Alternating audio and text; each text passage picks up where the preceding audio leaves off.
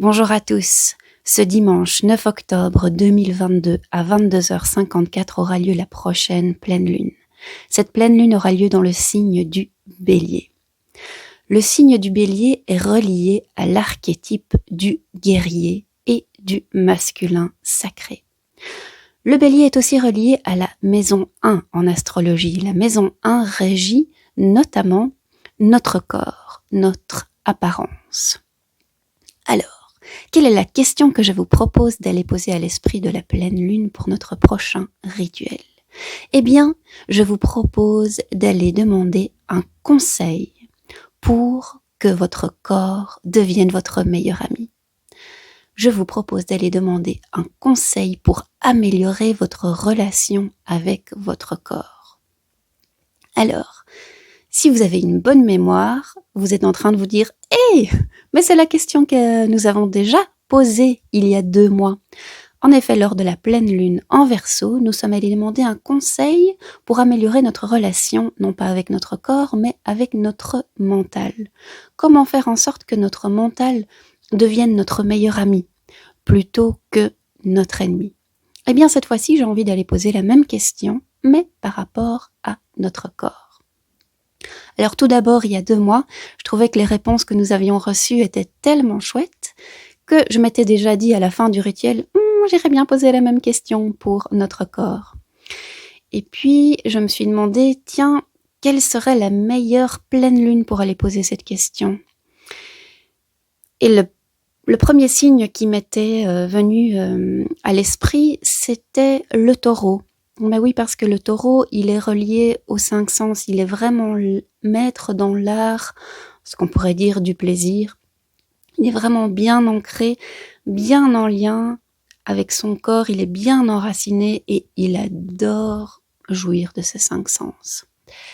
Puis je me suis dit oui, mais est-ce que c'est seulement le taureau à qui on peut aller poser cette question? Je me suis dit non, mais il y a aussi le bélier en fait, puisque le bélier est relié à la maison 1, puisque lors d'une pleine lune, la lune est dans un signe et le soleil est dans un signe, dans le signe complémentaire à ce signe. Le signe complémentaire au bélier, eh bien c'est la balance qui est maître dans l'harmonie. Et tout ça mis ensemble, je me suis dit, bah oui, on va aller poser la question 2 fois en fait. Donc, je vous dévoile la question pour le prochain rituel de pleine lune, pour les 2 prochains rituels de pleine lune, en fait. Mais j'imagine qu'on va recevoir des réponses assez différentes, en fait, que ce soit la vision du bélier, qui sera probablement, qui donnera probablement des conseils liés au fait de poser ses limites. Et puis, on aura les réponses du taureau. Là, on verra ce que le taureau ou l'archétype du taureau voudra bien partager avec nous. Alors, il y a aussi une autre succession de pensées qui m'a mené en fait à vous proposer cette question et justement à la proposer pour cette pleine lune en bélier déjà. Alors, vous vous rappelez de Mercure rétrograde, pour l'instant on est encore dedans, en fait on est encore dedans jusqu'au 3 octobre. Mercure rétrograde a d'abord été rétrograde dans le signe de la Balance, donc qui régit nos relations, et puis au moment de l'équinoxe, Mercure rétrograde est passé de Balance en Vierge, qui régit notamment toutes nos habitudes, qu'elles soient bonnes ou qu'elles soient mauvaises. Et moi, je vous avais dit dans une précédente vidéo, ah bah tiens, Mercure rétrograde, ça va encore, je le sens pas trop passer. J'ai pas l'impression que c'est la tumulte dans mes relations. Et puis après réflexion, je me suis dit, Milly, tu te trompes, c'est pas vrai. Ce qui est mis en avant pour l'instant, ce sont, entre guillemets, tes vieux schémas par rapport à ta relation avec la nourriture. Et puis Mercure rétrograde est passé en Vierge, je me suis dit, ah bah c'est le temps, c'est une bonne occasion de voir justement par rapport à ma relation avec les nourritures, quelles sont les bonnes habitudes que je pourrais prendre ou entre guillemets les mauvaises habitudes que je pourrais abandonner. Et j'avais bu de l'eau de lune en Balance justement, en allant demander des conseils pour améliorer ma relation avec la nourriture. Et en fait, je vais pas vous raconter dans tous les détails Mais qui avait les réponses? C'était mon corps, en fait.